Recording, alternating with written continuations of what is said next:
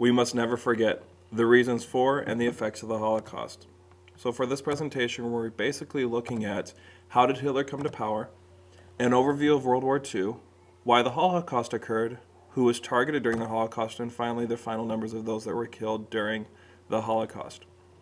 So first, a background of Germany, and we're going to start at the end of World War I. And at the end of World War I, Germany was basically in ruins. They had lost the war, and they were about to be dragged through the mud by the Allied powers.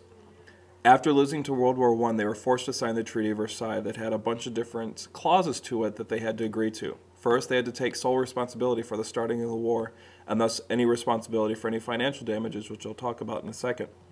Their numbers in the military were extremely limited. It specifically stated how many ships they could have, how many tanks they could have, how many soldiers they could have in their military. They also lost many territories, including land that was around the border of Germany into Poland, Austria, and areas in Central Europe. And finally, they had to pay damages for the war. The $192 billion is in today's money, not back then. And that if they stuck to their payment plan from the end of World War I, they would not pay it off until 1988. However, payments stopped at the end of World War II and weren't started again until the reunification of Germany in the late 20th century. Angela Merkel claimed within the past year that Germany would finish paying off to the United States by 2010 and to the rest of Europe by 2020. So, on top of that, because of the major money that was needed to repay for the war, Germany printed millions of Deutschmarks, which caused massive inflation, meaning many of the Deutschmarks that you had in your hand by the next day could be useless. And thus it could take many Deutschmarks to actually pay for groceries, like this man here who was using a wheelbarrow to take money to be used. It could be for buying simple things like groceries or loaves of bread. On top of that, at the end of World War I, the monarchy was overthrown and a republic was installed that more or less for the next 15-20 years was extremely weak and couldn't do much. So we have a military and an economy that's in the ruins, as well as a government that isn't working. So this is how Hitler was able to come to power. In January 1933, Hitler was installed as chancellor, which is similar to our United States president. 2 months later, the first concentration camp, Dachau, is opened. Dachau was opened, and I'll explain this a little bit later on, but mostly for political opponents to the Nazi Party. And in that same month, the Enabling Act gave all powers to the government. It effectively gave all powers to the Nazi Party and allowed for Hitler to stray or to not follow the Constitution for 4 years. He would never follow the Constitution again until the end of World War II. And like I said, any political opponents were banned from government, arrested, imprisoned, or executed, and mostly at Dachau. Dachau, was the longest-serving concentration camp during the Nazi Party. It was opened in 1933 and wasn't liberated until 1945. So let's take a look at a little bit background of World War II. And part of this will help us explain why the Holocaust actually occurred. On the 1st of September 1939, Germany invades Poland. 2 days later, France and the United Kingdom, who were allies of Poland, declare war on Germany.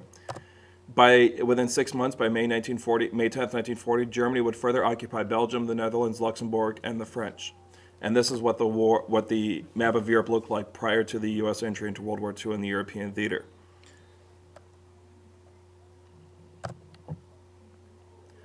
So, why the Holocaust?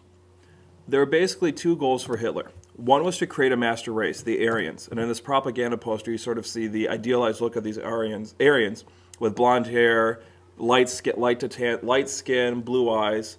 That those that were they wanted the Aryans to succeed, and thus he had to get rid of those that were deemed undesirable. And we'll talk about those a little bit later on.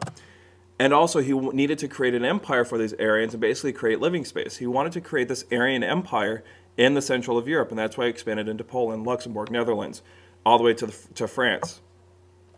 So this is why the main reason for the Holocaust is because he wanted to create this master race. However, he needed to get rid of those that were undesirable or not needed in this race, or basically were infecting this master race. And those people included, for the most part, Jews,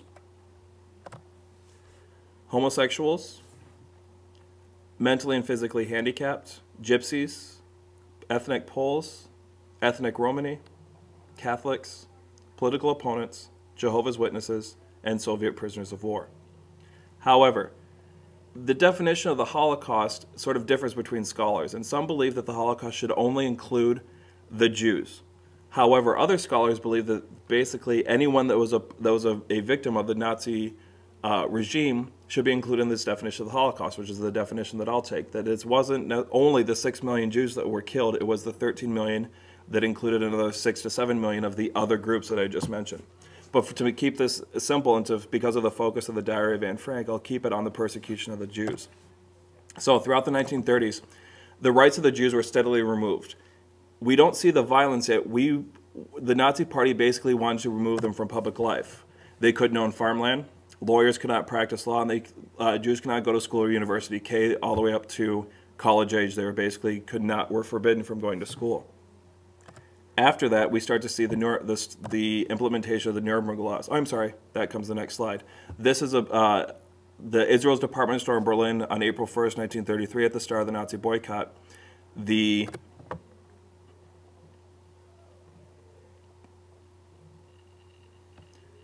see members of the SA